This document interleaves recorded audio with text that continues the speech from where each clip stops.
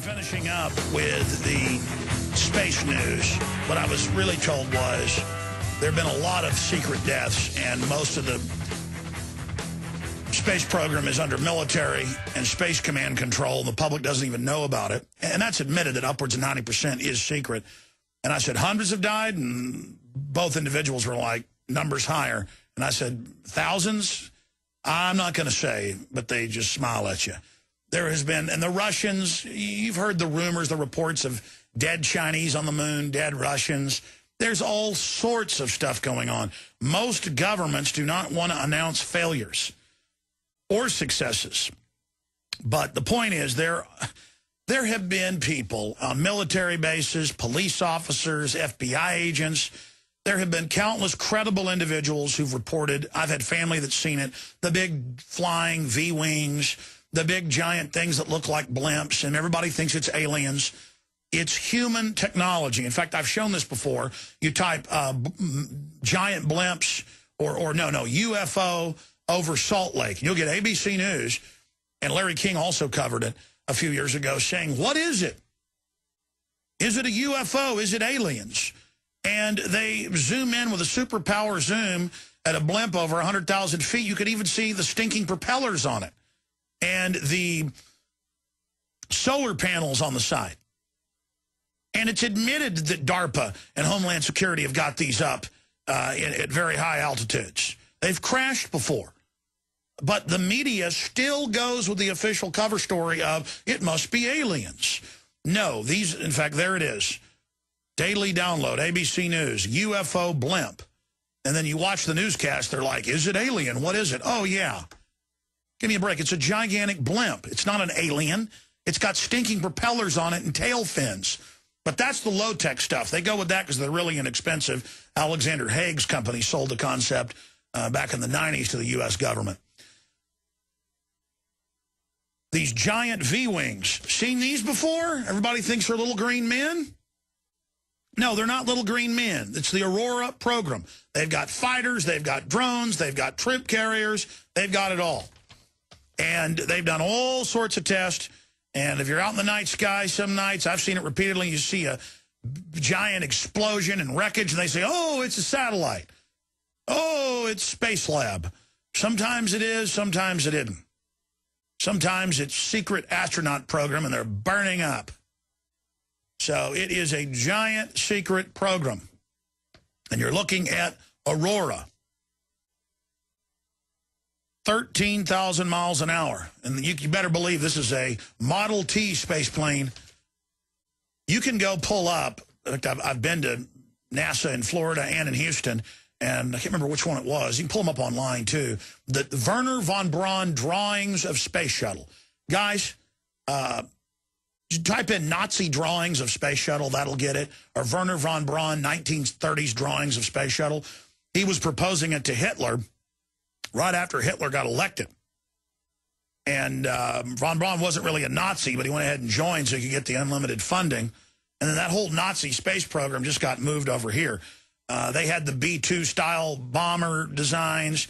They, of course, invented the jet engine and had all sorts of jet aircraft that got into the fight in the last 6 months of the war.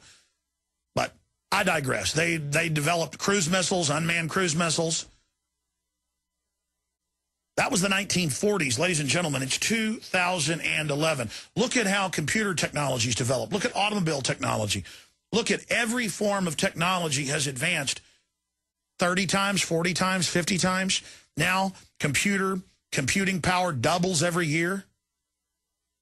We're not in Kansas anymore. Okay, I'm done talking about that, and I want to go to your phone calls.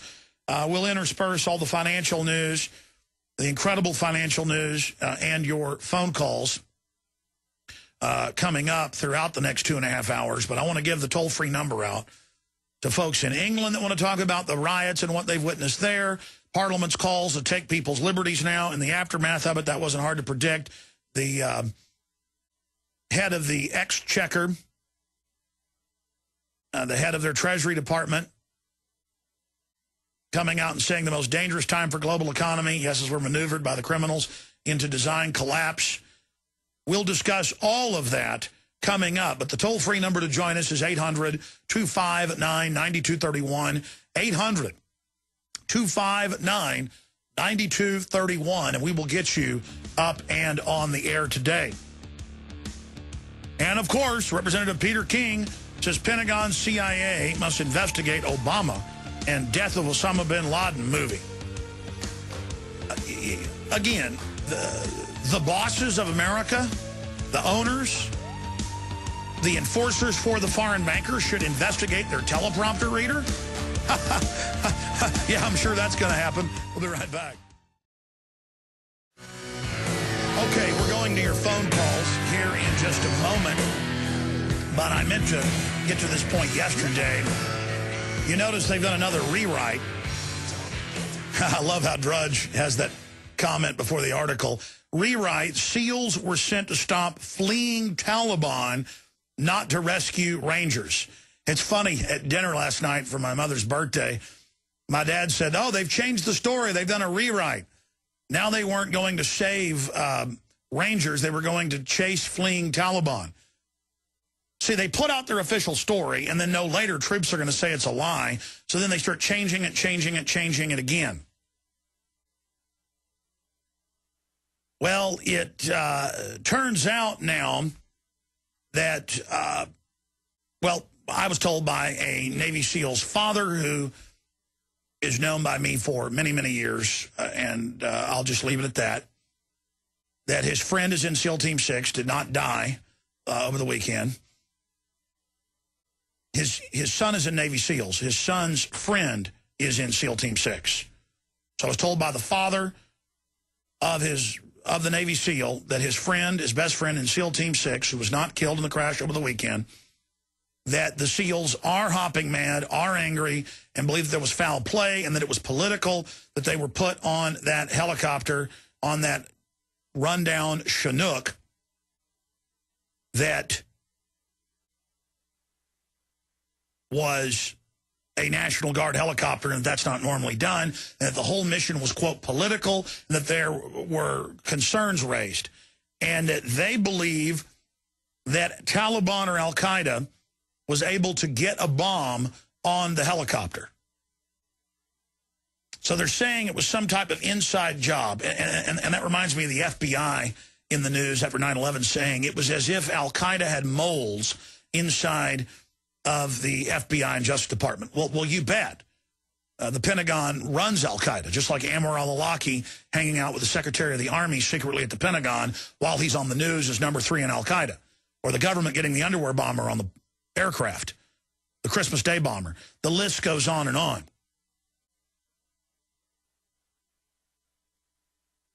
So it's just like with the raid on May 1st, which we then learned wasn't on May 1st, it was the day before. And bin Laden was buried at sea, and the Situation Room photo was fake, and there wasn't a live video feed, and we were lied to about that, and bin Laden didn't use his wife as a shield and didn't fire back, and it wasn't a palace, and on and on and on and on and on. They practice lies to confuse you, to confound you, so you don't know what's true. Then the government put out fake bin Laden photos, circulated it, gave it to people in the military, so they would then feel like they'd seen the dead body and that they were special. Then it came out the government circulated a fake photo. We saw senators say, I've seen the photo. Turned out they were shown the fake. But then you can have arguments with people in the military. We've had arguments, some of the staff here, with family they have in the military that still say they've seen the photo even when it's admitted it was fake. Just like 50+% of so-called conservatives believe WMDs were found in Iraq, even though it's admitted they weren't. They remember the initial lie. They're holding on to it. Now, I know Aaron Dykes is here and updating. Will you call him in here real quick? Because I know the story about the hypersonic space plane is on Infowars.com, but now it's just been reported hypersonic plane lost. How convenient. They want to let everybody know they've got it, but now it's been lost. The U.S. Defense Advanced Research Projects, that's DARPA, folks, that invented the internet and everything else. They give us what they want to give us with back doors in it. The U.S. Defense Advanced Research Projects Agency, come on in, Aaron. I want to make sure this goes up right now on Infowars.com, please, sir. U.S. Defense, thank you. U.S. Defense Advanced Research Projects Agency says contact with its experimental hypersonic glider was lost after launch from Vandenberg Air Force Base on the central California coast. Yeah, lost and now orbiting as we were talking about before this was announced minutes ago, orbiting as a platform to drop DU Sabos. And that's speculation, but we know they've got them. It's speculation that that's what's happened here. The agency says in a Twitter posting that its unmanned Falcon Hypersonic Technology Vehicle 2 was launched today atop a rocket, successfully separated from the booster and entered the mission's glide phase. So it uses the slingshot of the Earth's gravity to accelerate. The agency says telemetry was supposedly lost, but released no details. Yes. We launched it, but it was lost. Yes. A similar vehicle was launched last year and returned 9 minutes after data before contact was prematurely lost. The small aircraft is supposed to maneuver through the atmosphere at 13,000 miles per hour before intentionally diving into the ocean. Sure it is. The U.S. military is trying to develop technology response to threats around the globe at speeds of Mach 20 or greater. Yes, the little robot drones are being lost every time. This is all because we know from Dr. Bob Bowman and others, a perfect way to cover the fact they're being left in orbit and have little special payloads on them. When you study this stuff 24/7, in fact, I almost predicted it would be lost 30 minutes ago, but I didn't. Okay, let's just go ahead and go to your phone calls. It just gets too insane. I went and saw Planet of the Apes a few nights ago with the crew and told Rob halfway through, I said, all humans will die from a bioweapon release. And then as the lights turned on at the theater prematurely, and the movie ended, I guess that's part of the effect, I said, watch. And the next one, I turned to everybody and I said, watch. All humans will be killed by a bioweapon release, the same one that makes the apes super smart. And then it'll cut back in another episode to the astronauts returning to the planet. That's all kind of the Illuminati idea, the 2001 idea that the globalists are obsessed with. And then the lights went back down and the movie came back on, and then that indeed is what happens.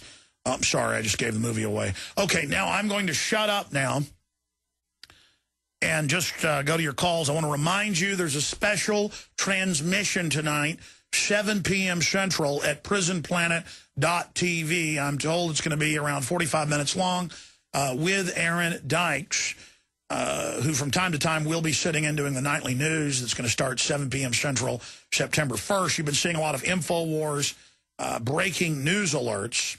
InfoWars Special Reports is technically their name. And you'll see Aaron doing special reports, myself doing special reports routinely for prisonplanet.tv members and viewers. And you've helped us build this. We built it and you came. Thank you. And also, we're going to start again that nightly show at 7. Special reports will generally be tagged on when we do them to the news transmission, and then it'll just be extended. But as news breaks and develops, we will cover it all. Okay, let's go to your calls. The toll-free number to join us is 800-259-9231. Please make your point. I'll attempt to be brief so we can move on to the next person to get everybody on board here.